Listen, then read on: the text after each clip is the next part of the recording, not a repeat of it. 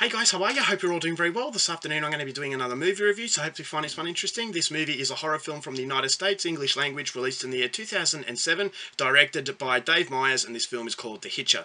So The Hitcher is about this young couple. They're travelling across the country because the girlfriend wants to introduce her boyfriend to her friends. So it's a next step in the relationship. So it appears their relationship is going very well. They're happy with each other. And so during the spring break, this is where they're going to take that journey. So they're going on a lonely stretch of highway, and then when it comes evening, it starts to rain, and they come across this very strange man in the middle of the road. He appears that his car is broken down, but he basically doesn't flinch when the car swerves. So initially they think there's something wrong with this guy, and they don't really want to stop and help him because they're a little bit worried. So they decide to take off, and they're going to call for help for someone to come and get him. So when they stop at this gas station, they're a little bit, or the boyfriend especially, is a little bit regretful of what he's done. He believes that it wasn't the right thing to do, but then he finds out that a truck driver has in fact picked up the stranger and dropped him off at the same gas station. So the main character feels that this is an opportunity to redeem himself, so he offers this stranger a lift to the motel where he says he's staying.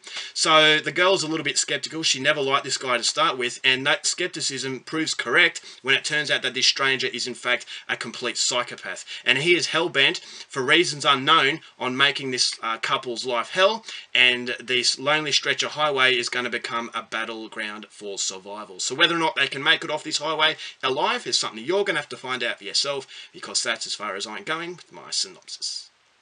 Now my thoughts on The Hitcher. I was very intrigued to see this film. Now The Hitcher, the original, this is in fact a remake, but the original really hit me hard from Rutger Hauer's performance. Now I can't remember a lot about the film. I reviewed it many years ago, so it's on my channel. If you want to know my detailed thoughts on that, please go and check that review out. But it's been a long time since I've seen it, but there is one thing I really remember about that film, and that was Rutger Hauer's performance. He played this guy who was very charismatic, and he was just a complete psycho. And I really like the idea of the setting on the highway. So coming into a remake, because I enjoyed Rutger Hauer's performance, I was really interested to see what Sean Bean could produce as far as The Hitcher is concerned. This is a fascinating character as far as caricature horror films are concerned. So coming into it, I really liked Sean Bean, and I was actually very confident that he would deliver a superb performance, and he definitely does deliver a superb performance. I think this is really on par with Rutger Hauer's performance at giving you someone who's very charismatic, very self-confident, but a complete maniac. And when he comes into the film,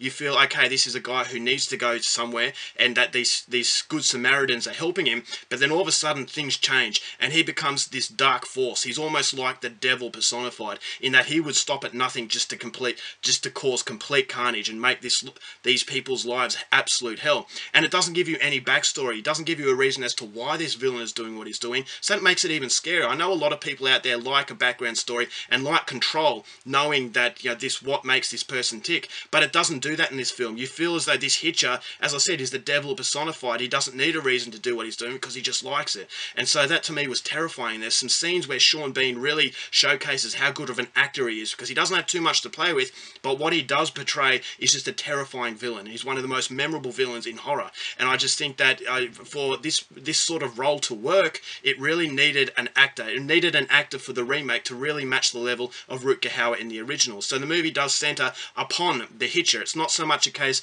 of relating to the main characters, it's all about the situation, and that situation is intensified due to the performance of this villain. So it's a movie that relies on its villain, and if it wasn't for Sean Bean, this movie really would have fallen flat on its face, because you never want this couple to fall into the grasp of this guy, because you know how devastating the consequences will be. And if you've got a film with consequences, you've got a film with suspense, that if you know that if they stuff up and they fall into this guy's hands, they're going to be killed, and they're going to be killed in horrific ways, and that is demonstrated from the horrific violence that this movie has. There is a scene involving a family that I wasn't quite sure how far they would take that scene, but they do.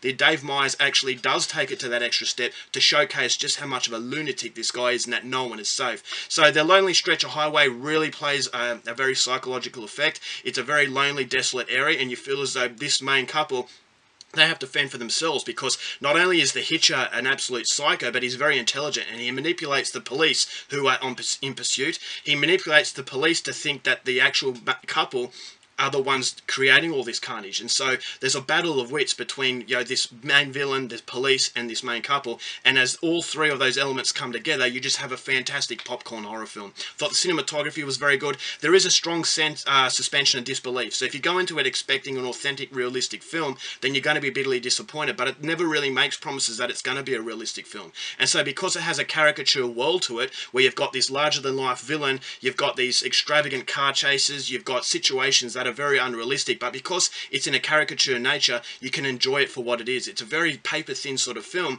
but it's definitely a popcorn sort of film. So you can get it with a group of friends on a Friday night and really enjoy it because it does deliver a lot of action. The choreography is very, very good. And the characters, the main characters, although you don't really relate to them as people, more so than actually relating to the situation as far as suspense is concerned, I still thought that the main couple were basically, they were free of all the stereotypical tropes as far as annoying people is concerned. So I never really wanted them to die, but I just think the menace of the main character created that fear that you have for this couple. And so the movie does come and it climaxes in a very shocking ending that I just thought summed up what the film was. Just a very self-aware, fun film. If you go into it with the right expectations, I'm sure you're going to really like it. So the only problems I had with this movie is, as I said, it's definitely a suspension of disbelief. It's a movie that's not going to win any awards. It's a movie that doesn't really go into the characters. There's no real side stories. It's just a good old-fashioned situation sort of fun film, in that it's more a case of the chase as opposed to actually really absorbing yourself into characters. So it does feel as though something is missing to some degree,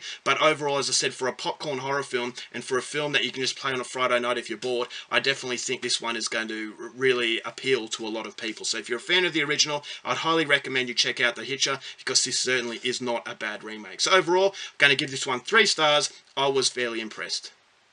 Alright guys, that's it for my review. Hope you enjoyed it. Till next time you watch movies, and I'll see you later. Bye.